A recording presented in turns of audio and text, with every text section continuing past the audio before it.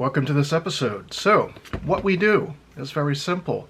We're going to go over a new purchase. Going to compare two VHS tapes, the tale of two tapes. Next, of course, after that, just going to kind of show you first person as I'm searching for different tapes, for example, and acrylic cases to protect them. So if folks want to do that search on their own, you're certainly welcome to find anything you wish, and of course to follow whatever recommendations I might have. There's a lot of learned folks out there when it comes to collecting different things, so I know I'm not the only source for that. And then the final part of this video is simply asking about what's the future of collecting? What's it going to look like as of 2030, 2035, let's say. So here we go. First we're going to go with the unboxing, or unwrapping as it were. Something I picked up, Flowers in the Dirt SHM CD. Now, since this is an unboxing, you're going to see some of that right there. Cool Japanese writing. Cool Japanese writing along here. The obi strips is what I've been led to believe. For any local folks out there, I got this from Newbury Comics in Norwood, so they've got a lot of good stuff in there. Shout out to Preston from that store anyways, if you happen to be watching. So here we go. We're unwrapping, as it were. Also got the sticker right there for the SHM right there. We'll take off the obi strip right here. Now, just your plain, average, kind of shows the different, everything different right here. There we go.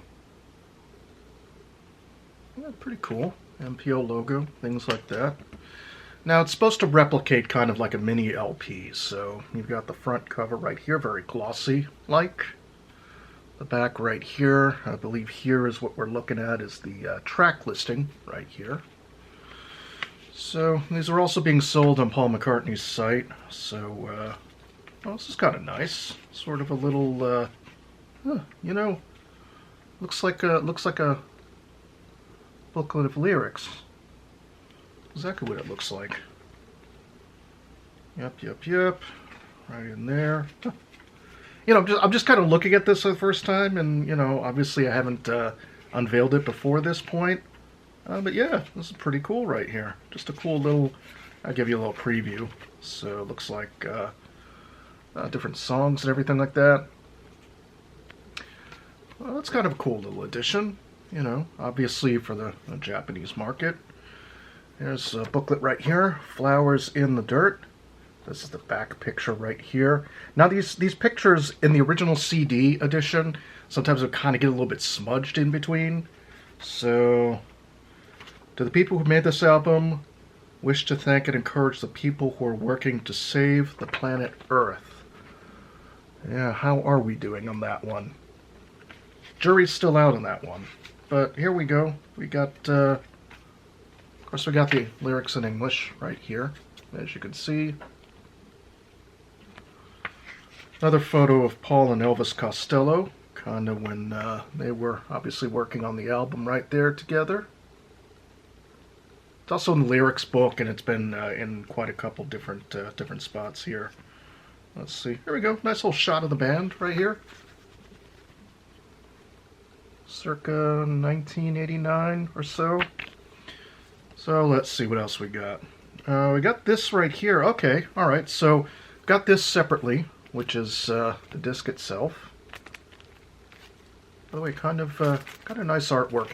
Very similar to the box set that I already have and everything like that, but kind of nice to see. So it goes inside here. So I mean, I could take it out. I could put it into this yellow vinyl sleeve, as it were, you know, which is what it's obviously all supposed to represent. Just to check that there's no other items. No other items. Again, just that right there. So nice little collectible to have. So that's kind of one thing I'm looking at. So now the second part is Tale of Two Tapes. Well, Tale of Two Tapes. Tale of two VHS tapes. Give my regards to Broad Street. Here and here in their cases. Wait a minute, you're saying to yourself. That's the same tape. Is it, though? So they were both manufactured by CBS Fox Video Company, Farmington Hills, Michigan, as I've covered in other videos. But let's look at the bottom here. First, got that right there. Okay. Right, focuses a little bit. There's a tab right here. And then, of course, we got another one, but a little bit of a difference right here. That right there. A tan tab.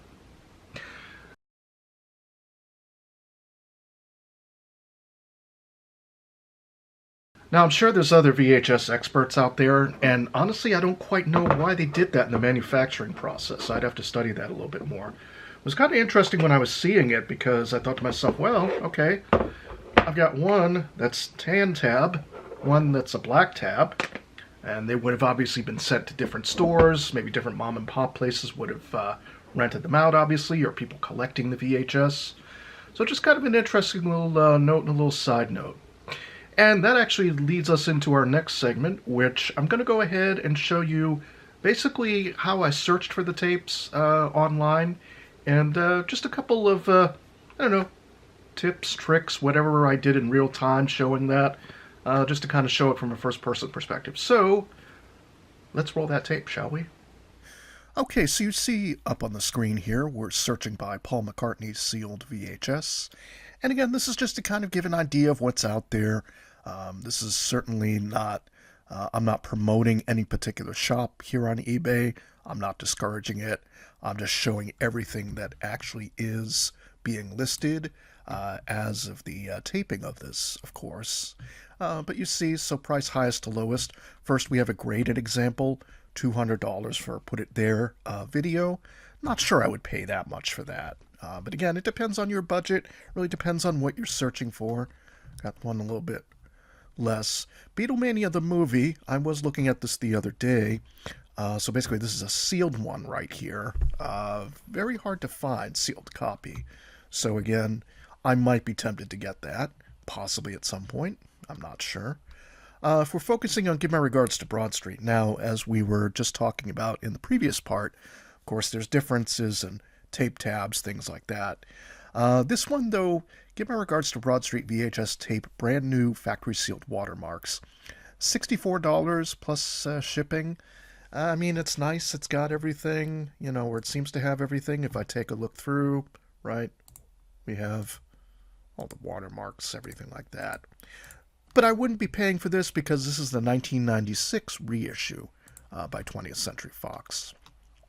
Same with this right here. Same with the Wingspan 2001 VHS sealed. And I'll show you why in a few moments. But just to sort of look through. Now again, we've got one right here. Paul McCartney VHS tape made in Japan sealed. So something I might possibly consider. I mean, that's kind of rarer. Okay, I could see going with something like that. You know, if somebody else doesn't snatch it up already. But as we go through, we've got Music and Animation Collection Demo VHS Screener right there. Let's see. There we go. Live at the Cavern Club. That was from 1999. Run Devil Run album. See now right here. Okay, we've got a European England version of Paul McCartney Put It There. As we keep going down a little bit. New and sealed. Here we go. Yellow Submarine 1987. Now this price is pretty much in line with a copy I had gotten recently. A sealed copy. Doesn't have quite some of these stickers on here. As we go ahead and just take a quick zoom in and look. Yeah, okay, again, it's just got a couple of different stickers and everything like that. Very nice cover, though. I mean, what we have there. Bill Monroe special from about the early 90s. Standing Stone, 1997, VHS sealed. Music from Montserrat concert from 1997 sealed. Paul McCartney, Eric Clapton, Elton John, Sting, etc. And as we keep going down, we just see, again, look, right here. Although 1984 is a little bit misleading, it is and it isn't because that's the year the film came out. But again, just looking through, right here, it's got everything sealed, which is fine. And again, this is the 1996 reissue. Let me see if I can click on the back here. See if we can go through. 1984. So right there. Again. But, you know, you sort of see what different things are and everything like that. So, you know, we go through. We've got Concert for New York. Again, these are just different VHS tapes that are available.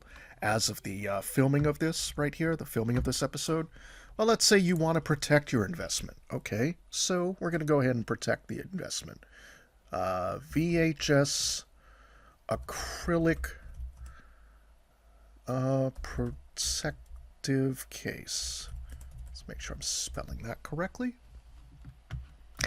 This one's nice, but I mean, this one's shipping from Germany, and these may or may not take care of the regular VHS. I tend to stay away from these. These are just kind of the just general little boxes. This is just to put an individual tape in for the younger members of the audience out here. But here we go. This is something I probably would go with. Now, something along these lines, right? Movie not included, but go ahead and make my day. If that's the if that's the right film I'm quoting here in the series. See, it's got the tab right below. You can basically slide the video in or out. They have different sizes for different things. So again, you know, style I would select VHS, but again, VHS, beta, all these different ones right here. Again, I'm not particularly, endorsing this particular store, but these are the things I would look out for if protecting your investment, especially if you're looking for sealed Beatles-related or any sealed-related VHS tapes. Now, for fun, we're going to just do one more thing. I'm going to go ahead and see VHS movies sealed. Now, highest to lowest. Well, look at that right there. Let's just make sure, right? Highest first. 300,000, 100,000, 25,000, 20,000. I've seen a couple on here for prices stating $1 million. Again, it's too expensive. It's too expensive for my particular budget. Your mileage might vary, though. But just to give an idea. So anyways, we'll go back and on to our next topic. Of course, we're back now, and hope that gave you a good idea of some of the stuff out there. Again, some of that stuff is really pricey, so way out of my budget, I wouldn't be interested in. I'm only focusing on very little with the as far as the VHS sealed collecting goes. So that leads me into the final topic. What is the future of collecting? What kind of inspired me with this was basically there was a recent loss in the Beatles community that I'd read through fan sites, and it was somebody at Heritage Auctions. Now, I'm not going to bother with the names and everything like that, sort of out of privacy. And it's not to diminish the loss of somebody, period, right? That's not what I ever want to do with this channel, or indeed in real life. But the thinking is, okay, so this person was an expert at Heritage Auctions. They helped out a lot of other people who deal with Beatles memorabilia. I'm assuming that this person had been doing it for over 40 years, so I'm assuming they had to be a first-generation fan. That kind of got me thinking, well, what is the future of collecting going to look like as of 2030, 2035?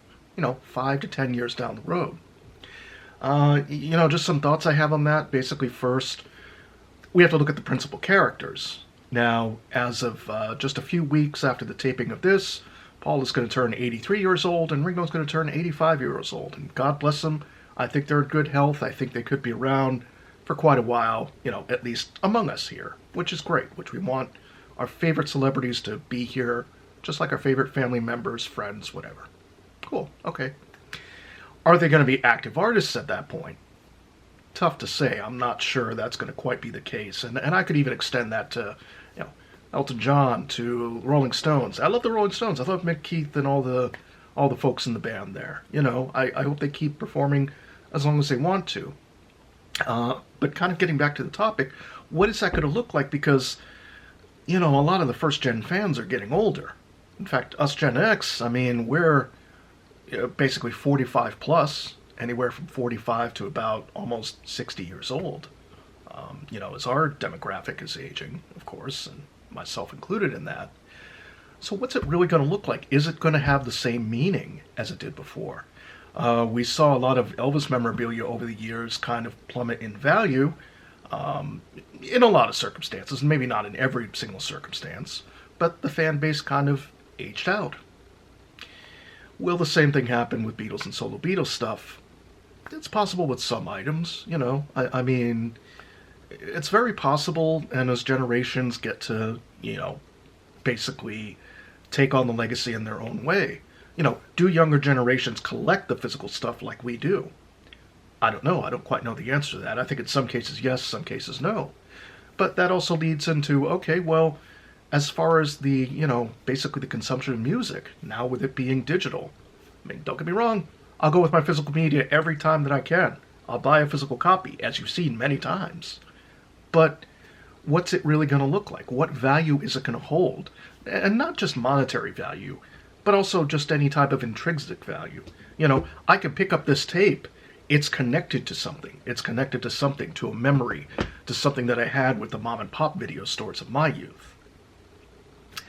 Kind of an interesting topic. So I'd like to hear other folks, you know, takes on that. Feel free to put that in the comments below. You know, as for myself, I guess we're going to have to wait and see. So, you know, we'll have to wait and see. I think, you know, some items will continue to retain their value. Other items, little, you know, tchotchkes and stuff like that, maybe not as much as the years go on. You know, again, it just really depends what you've got, what you've collected. If it's an autograph, it may retain or increase in value. If it's a little trinket, I don't know. You know, just because it has Beatles, Rolling Stones, Elvis, whatever you have, isn't always going to make it valuable. And in the future, it may not make it to the valuable to the generations that follow. You know, I think what was those Hummel, you know, little statues, little ceramic statues that people were collecting for many years, and that hasn't quite increased in value because there's not as much of a generational connection to it. Again, you know, put your thoughts down in the comments below. That's pretty much it for this episode. I'll see everybody in the next episode, and until then, take care of each other.